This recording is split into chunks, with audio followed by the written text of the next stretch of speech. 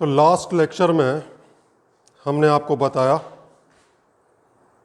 कि electromagnetic wave का theoretical prediction Maxwell ने किस बेसिस पे किया था।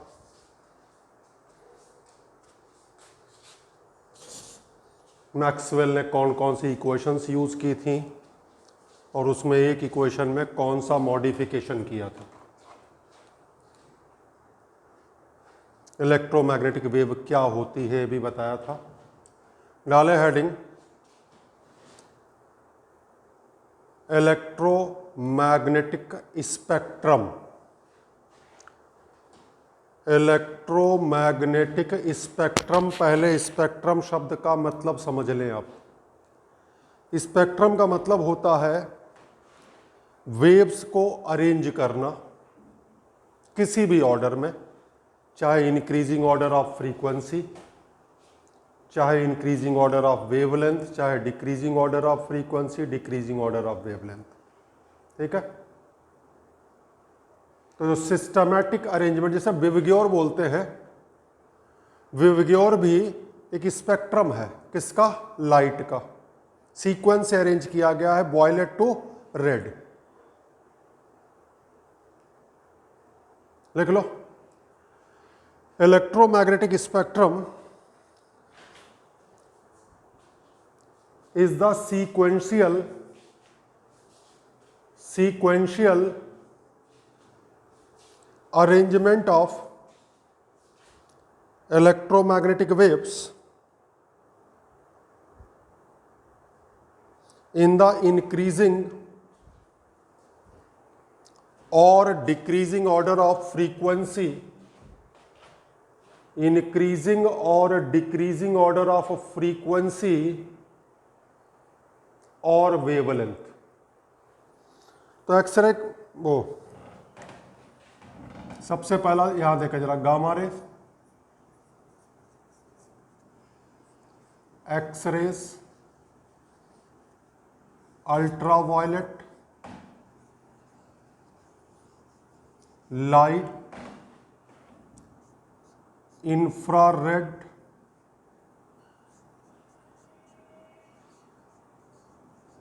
माइक्रोवेव,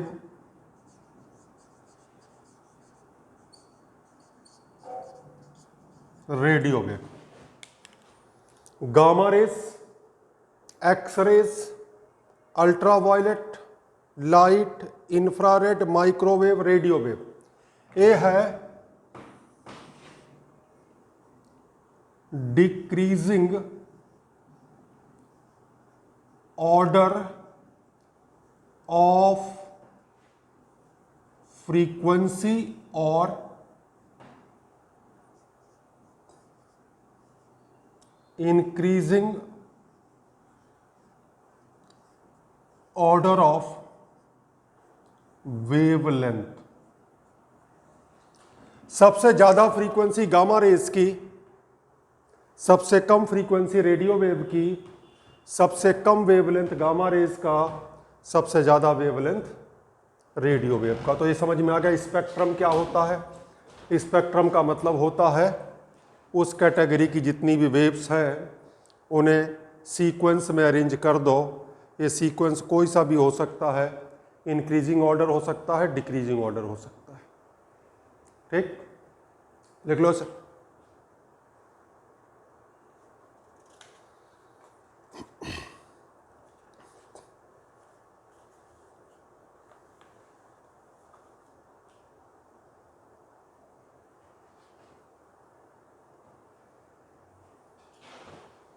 नेक्स्ट लिखा है properties of electromagnetic waves. Properties of electromagnetic waves लिखते जाएं। इसकी आधी प्रॉपर्टी ऑप्टिक्स में यूज होंगी। अरे ऑप्टिक्स में लाइट ही तो पढ़ाएंगे, लाइट भी एक इलेक्ट्रोमैग्नेटिक वेव है। तो जो इलेक्ट्रोमैग्नेटिक वेव की प्रॉपर्टी है वो सारी लाइट की प्रॉपर्टी भी होंगी, तो ये आगे भी काम आ जाएगा, इसलिए डिटेल में लिखवा देते हैं। नंबर 1, पहली प्रॉपर्टी मैं पहले बता चुका हूं आपको कि इलेक्ट्रोमैग्नेटिक वेव प्रोड्यूस कैसे होती है। एक्सेलरेटेड चार्ज और ऑसिलेटिंग चार्ज से। लिखें number 1, the electromagnetic waves are produced by accelerated charge और ऑसिलेटिंग चार्ज। एक्सेलरेटेड चार्ज और ऑसिलेटिंग चार्ज। नंबर 2 भी बता चुके हैं। नंबर 2 जो है वो मेन डिफरेंस था मैकेनिकल वेव में और इलेक्ट्रोमैग्नेटिक वेव में। इलेक्ट्रोमैग्नेटिक वेव को चलने के लिए किसी भी मीडियम की ज़रूरत नहीं होती है, वैक्यूम में भी चल सकती हैं, बल्कि सबसे ज़्यादा स्पीड से तो वैक्यूम में ही चलती हैं। ठीक है। Number 2, electromagnetic waves do not require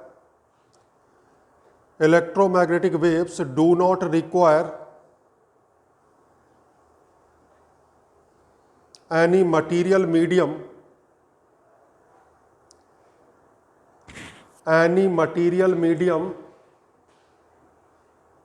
for their propagation.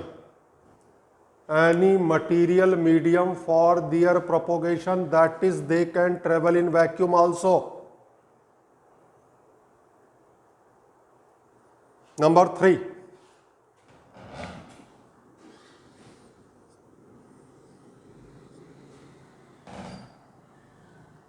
in vacuum, the speed of electromagnetic wave is given by 1 upon under root mu naught epsilon naught। किसमें कहा हमने? वैक्यूम में। अब जरा वैल्यू देखो, म्यू नॉट अपॉन 4 पाई की value होती है 10⁻⁻⁷ और 1 अपॉन 4 पाई एप्सिलॉन नॉट की वैल्यू होती है 9 इंटू 10⁹। जरा वैल्यू पुट कर देते हैं।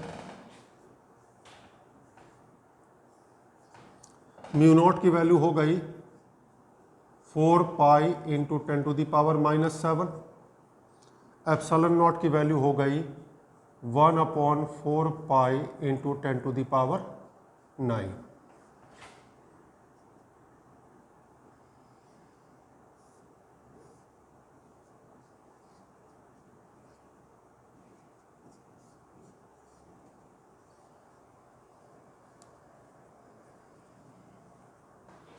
नाइन छूट गया शायद है।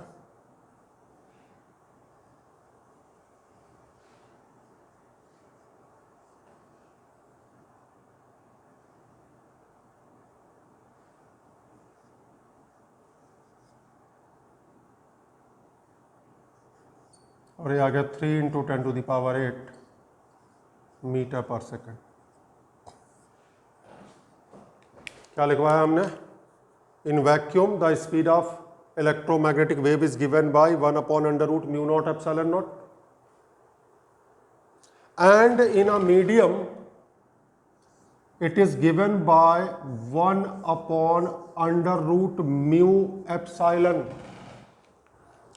mu naught permeability of vacuum, permittivity of vacuum, permeability of medium, permittivity of medium। Next point,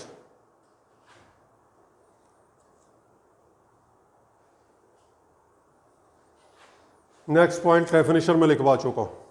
number 4, in electromagnetic wave there is a sinusoidal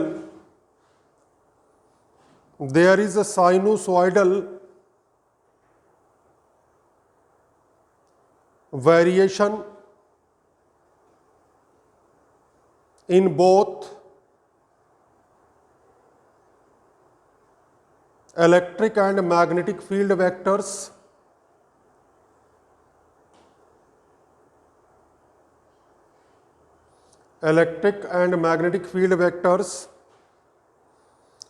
which are mutually perpendicular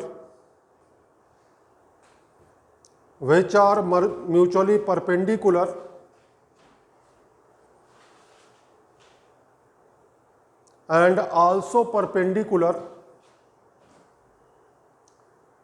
to the direction of propagation of wave। इसके लिए एक छोटा सा question भी आ जाता है, जरा देखें इधर को। E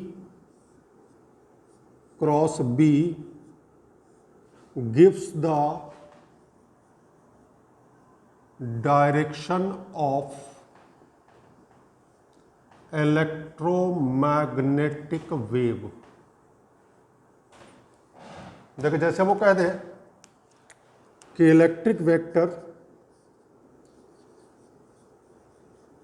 along Y axis, magnetic vector along Z axis. तो जब हम करेंगे E cross B, Y axis का मतलब जे कैप, जेड एक्सिस का मतलब J cap K cap, J cap cross K cap equals to I cap. तो wave जा रही है अलोंग एक्स एक्सिस। लिख ले।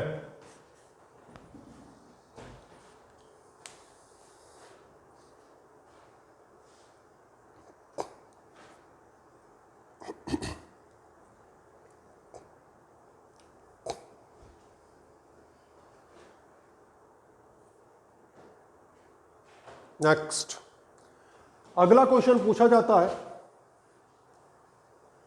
कि इलेक्ट्रिक और मैग्नेटिक वेक्टर एक कांस्टेंट होते हैं या टाइम के साथ वेरी करते हैं। तो आंसर है टाइम के साथ वेरी कर सकते। लिखवा रखा है साइनोसाइडल वेरिएशन, लेकिन एक साथ वेरी करते हैं। ये एक साथ वेरी करते वाला जो टर्म है, इसे फिजिक्स की लैंग्वेज में बोलते हैं always in the same phase, PHASE। Same phase का मतलब है एक साथ वेरी करते हैं। फेज वाला शब्द आया था जब 11th में पढ़ाया था सिंपल हार्मोनिक मोशन। लेकिन both, next point, both electric and magnetic vectors, both electric and magnetic vectors are time varying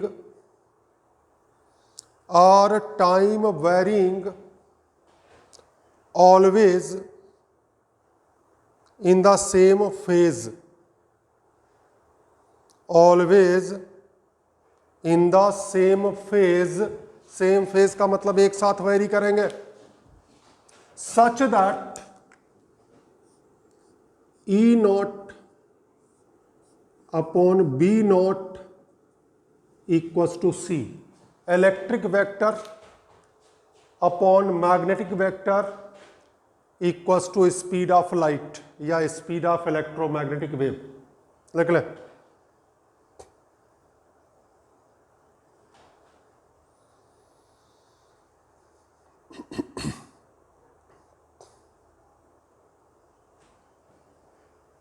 ठीक है, अब जरा देखें यहां पे, इलेक्ट्रिक वेक्टर मैग्नेटिक वेक्टर से 3 × 10⁸ टाइम्स स्ट्रॉन्गर है।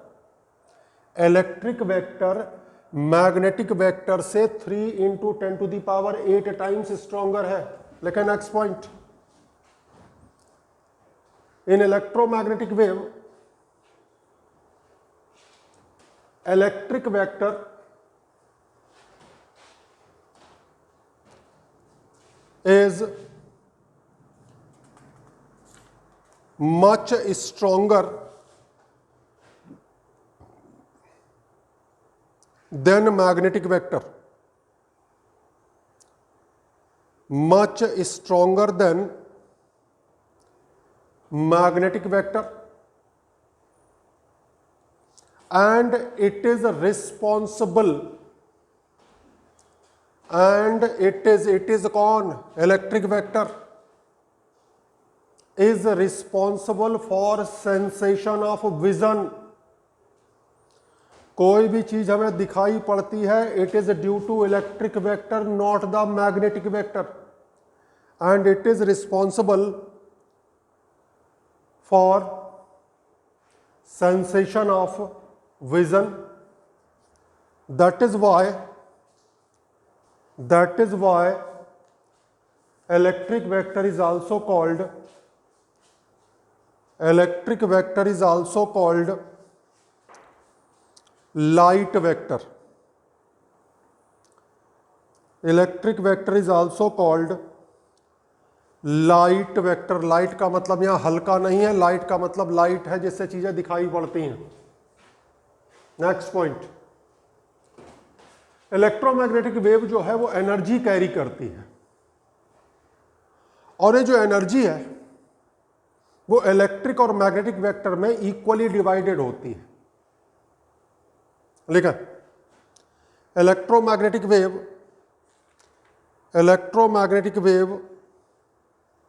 carry electromagnetic waves carry energy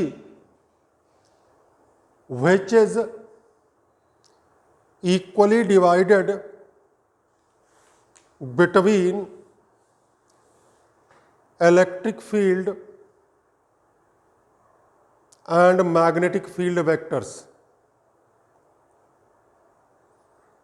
electric field and magnetic field vectors. अब जरा देखें इधर को.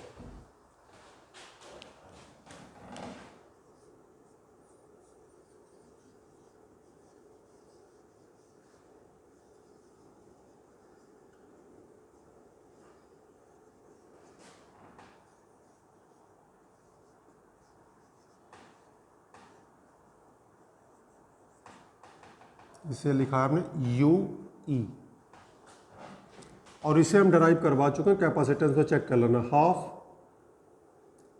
Epsilon not E square. Check कर लेना, हमने पढ़ाया हुआ है एनर्जी डेंसिटी कैपेसिटेंस वाले चैप्टर में. ऐसे ही energy density of magnetic field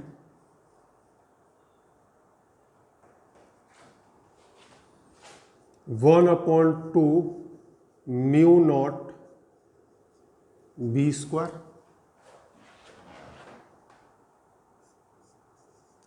total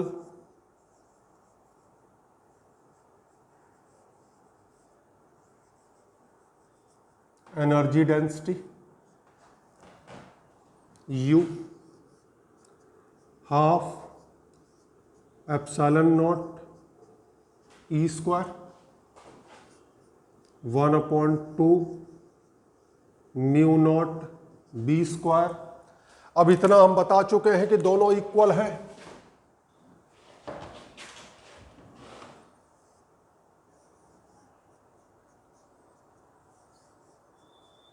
energy density of electric field और energy density of magnetic field equal है, तो चाहे किसी एक का भी डबल कर दो.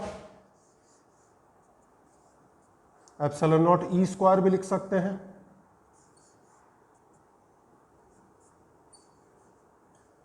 अरे मतलब समझ गए, चाहे इसका डबल कर दो, चाहे इसका डबल कर दो, चाहे इन दोनों को सम करके लिख दो, क्योंकि ये तो दोनों वैल्यूज बराबर है. एक चीज मैंने एसी वाले टॉपिक में बताई थी आपको, लेकिन मुझे उम्मीद है बार बार बताना पड़ेगा. ये जो ऐसे लिखा होता है ये आरएमएस वैल्यू होती है, रूट मीन स्क्वायर. इसी को अगर हम ई नॉट में कन्वर्ट करें तो ई इक्वल्स टू होता है ई नॉट अपॉन √2, और बी की जगह हो जाएगा बी नॉट अपॉन √2. तो अगर ये वैल्यू यहाँ पुट कर दोगे तो यहाँ बाई 4 आ जाएगा, यहाँ भी बाई 4 आ जाएगा, यहाँ बाई 4, यहाँ बाई 4, यहाँ 1/2, यहाँ 1/2. तो कहीं लिखा हो तो ध्यान से पढ़ लेना, ई लिखा है या ई नॉट लिखा है. ई नॉट लिखा है तो वो पीक वैल्यू लिखी है, अगर ई लिखा है तो आरएमएस लिखी हुई है. नेक्स्ट पॉइंट,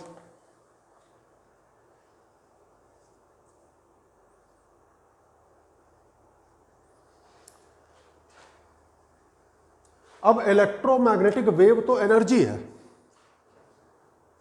इसमें कोई चार्ज तो होता नहीं, इसलिए ना तो इस पे इलेक्ट्रिक फील्ड का कोई इफेक्ट होता है, ना मैग्नेटिक फील्ड का कोई इफेक्ट होता है. यानी electromagnetic waves can not be deflected by using electric और मैग्नेटिक फील्ड, क्योंकि इलेक्ट्रोमैग्नेटिक वेव तो अनचार्ज्ड है. ये तो एनर्जी है, इसमें कोई पार्टिकल तो है नहीं। लेकिन electromagnetic wave is uncharged, electromagnetic wave is uncharged, therefore it cannot be deflected, it cannot be deflected by using electric field or magnetic field।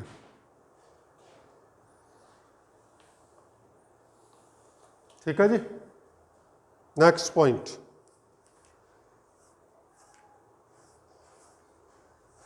Intensity of electric field, ओ intensity of electromagnetic wave, next point है इसी में ही, properties में। Intensity of electromagnetic wave, intensity का मतलब होता है energy passing per unit area per unit time perpendicularly. लिखा intensity of electromagnetic wave, intensity of electromagnetic wave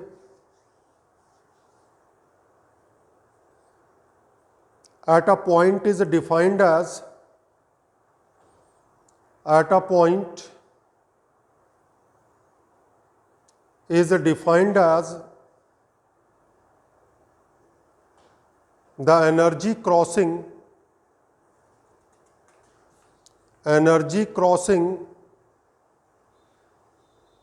per unit area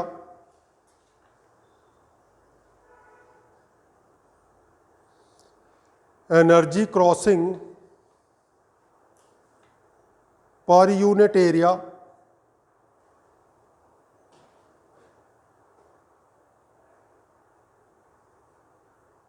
per second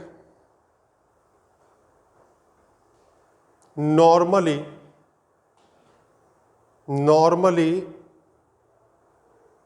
around that point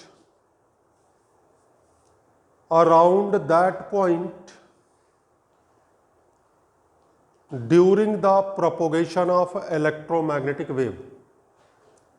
in general ऐसे समझो, सीधी सीधी देशी भाषा में समझा करो। इंटेंसिटी का मतलब है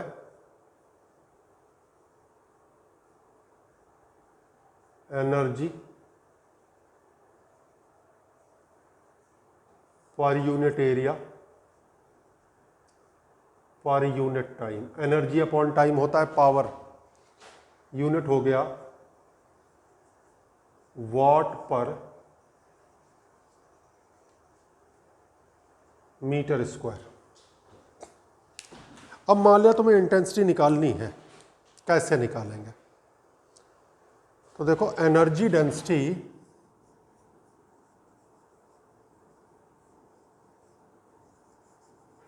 कुछ तरीके सिखा रहे हैं कि कोई नई चीज आए तो उसे अप्रोच कैसे करते हैं। हमें एनर्जी डेंसिटी तक पता है। एनर्जी डेंसिटी का मतलब क्या होता है? Energy per unit volume. अब देखो एनर्जी पर यूनिट एरिया है,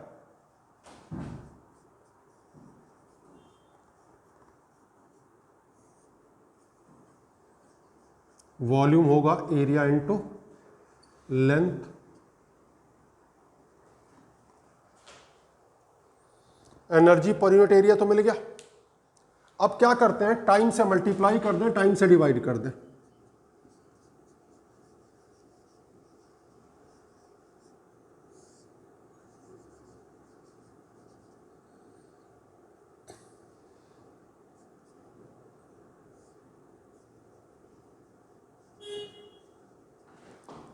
length into time upon time. अब जरा ढूंढो,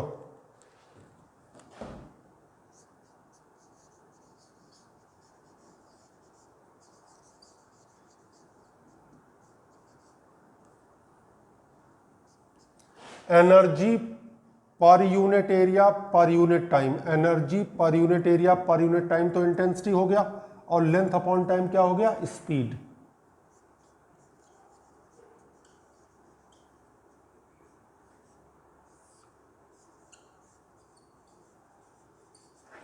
तो इंटेंसिटी का फॉर्मूला देखो हमने यहीं से ऑब्टेन कर लिया, इंटेंसिटी इक्वल्स टू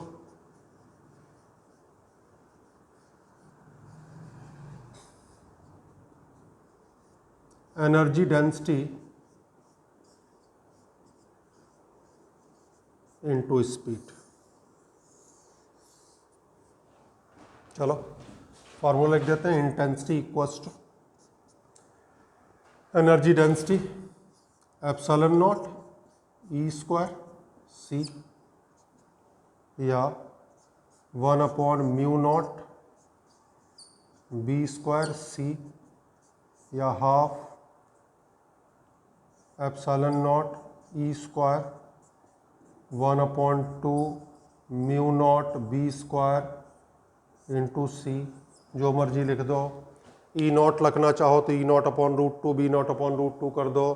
तो तरीका सिखाया जी, एक चीज़ पता हो दूसरी चीज़ कैसे निकालते हैं।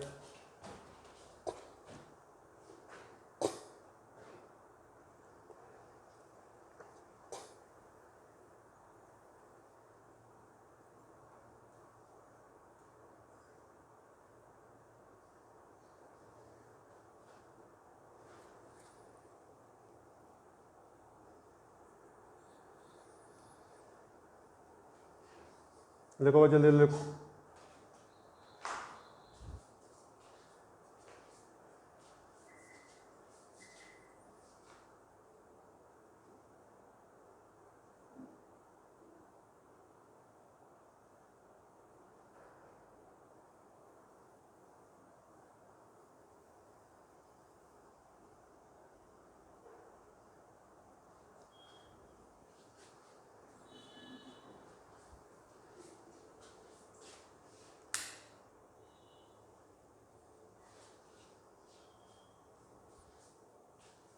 Next,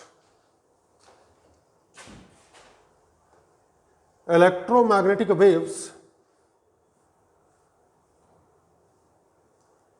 carry momentum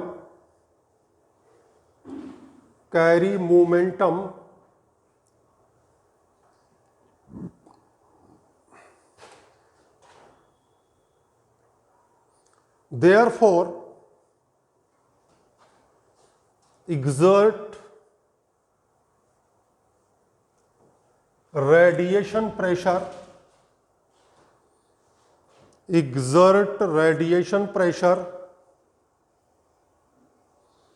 on the surface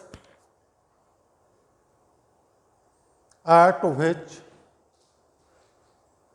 they fall। अब मान लिया आपको प्रेशर निकालना है, अब आपके सामने ये चीज़ आ जाए, निकालो, पता नहीं कैसे निकालो, वो तो लिख देंगे तो रट लोग, अलग बात। तो जी 11th क्लास को याद करो, m मास का पार्टिकल v वेलोसिटी से टकराया, टकराने के बाद वापस नहीं आया। इस सिचुएशन को कहते हैं परफेक्टली एब्जॉर्बिंग सरफेस। और अगर v से ही वापस लौट जाए तो परफेक्टली रिफ्लेक्टिंग। यहां हम फोर्स कैसे निकालते थे, यहां हम फोर्स निकालते थे मोमेंटम अपॉन टाइम। अगर मान लिया यहीं पे प्रेशर भी निकालना हो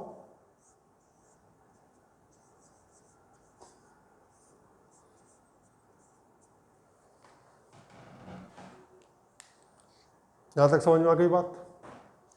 ऐसे ही रेडिएशन प्रेशर निकाला जाएगा। समझ गए जी, क्या निकाला जाएगा, रेडिएशन प्रेशर। कैसे निकालेंगे रेडिएशन प्रेशर? अब हम क्या चीज पढ़ चुके, इंटेंसिटी पढ़ चुके।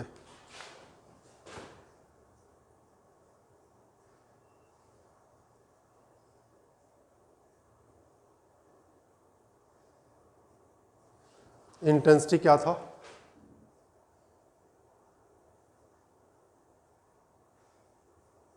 एनर्जी पर unit area per unit time.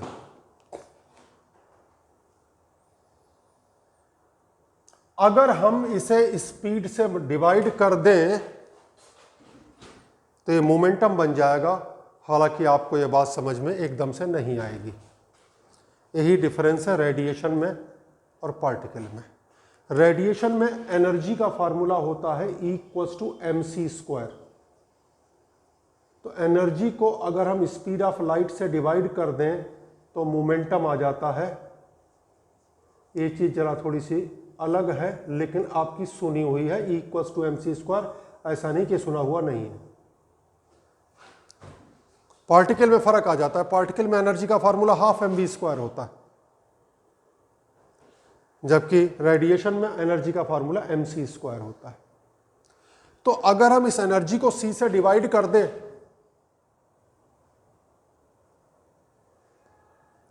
तो एनर्जी अपॉन c हो जाएगा मोमेंटम, मोमेंटम अपॉन टाइम हो गया force, force upon area pressure.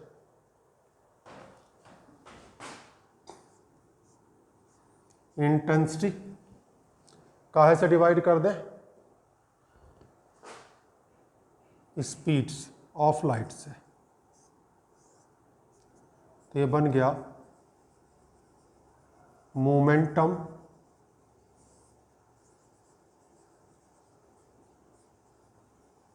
Into time, और ये हो गया रेडिएशन प्रेशर।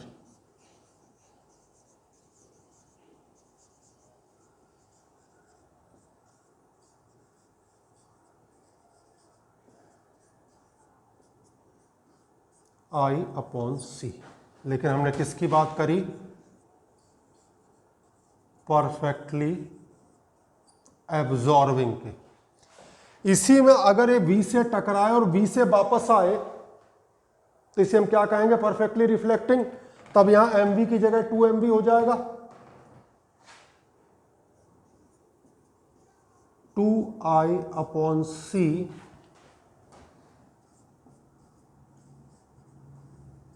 परफेक्टली एब्जॉर्बिंग की जगह परफेक्टली रिफ्लेक्टिंग। अब इसी में जैसे IIT का क्वेश्चन आ चुका है, उसने कहा एक सरफेस जो है वो 60% रिफ्लेक्टिंग है, 40% एब्जॉर्बिंग है। तो आने वाले रेडिएशन को दो पार्ट में ब्रेक कर लो, एक 60% और एक 40% में। जो रिफ्लेक्टिंग है उसमें 2I/c लगा दो, जो एब्जॉर्बिंग है उसमें I/c लगा दो। तो फंडामेंटल तो यही रहना जो पढ़ाया है। अब क्वेश्चन में कुछ भी वेरिएशन कर ले। इसी में अगर मान लिया परफेक्टली ट्रांसपेरेंट है तब कोई रेडिएशन प्रेशर एग्जर्ट ही नहीं होगा। परफेक्टली ट्रांसपेरेंट का मतलब है वो पास हो गई। एक सवाल ये भी आ चुका है कि 30% को वो पास कर देता है, 50% को रिफ्लेक्ट कर देता है और 20% को एब्जॉर्ब कर लेता है। ब्रेक करके इस तरीके से कर लो। हमने तुम्हें दो केसेस बता दिए। अगर एब्जॉर्ब कर रहा है पूरी तरीके से तो I/c, पूरी तरह से रिफ्लेक्ट कर रहा है तो 2I/c, और अगर वो ट्रांसपेरेंट है, पास कर दे रहा है, तो कोई रेडिएशन प्रेशर एग्जर्ट नहीं होगा। तो ये हमने आपको प्रॉपर्टीज पढ़ा दी।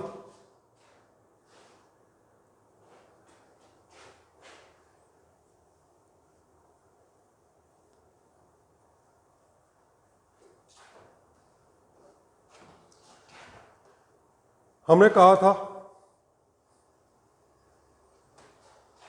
कि मैक्सवेल ने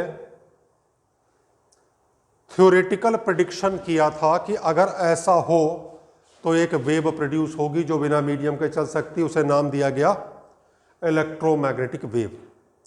लेकिन उनके थ्योरेटिकल प्रेडिक्शन के काफ़ी समय के बाद ही इन्हें प्रोड्यूस किया जा सका, और सबसे पहले इन्हें प्रोड्यूस किया था एक्सपेरिमेंटली हर्ट्ज ने। तो उन्हीं के नाम पे एक एक्सपेरिमेंट है जिसका नाम है हर्ट्ज एक्सपेरिमेंट। थोड़ा सा ब्रीफ में थ्योरी, इसकी थ्योरी क्या कह सकते हो, इसकी हिस्ट्री है कि कैसे कैसे डेवलप हुआ इलेक्ट्रोमैग्नेटिक वेव के बारे में। और अगली चीज़ आती है जो इलेक्ट्रोमैग्नेटिक स्पेक्ट्रम मैंने पढ़ाया, इसमें हर स्पेक्ट्रम का हर पार्ट की क्या प्रॉपर्टीज़ हैं और उनका क्या डेली लाइफ में यूज़ है। ठीक है। तो नेक्स्ट लेक्चर में हम आपको पढ़ाएंगे हर्ट्ज एक्सपेरिमेंट, थोड़ी सी हिस्ट्री बताएंगे, और उसके बाद जो स्पेक्ट्रम वाला पोर्शन है उसका हम आपको शीट दे देंगे प्रिंटेड, उन्हें लिखवा के टाइम ख़राब करना 1 घंटा बेकार ही है। ठीक है।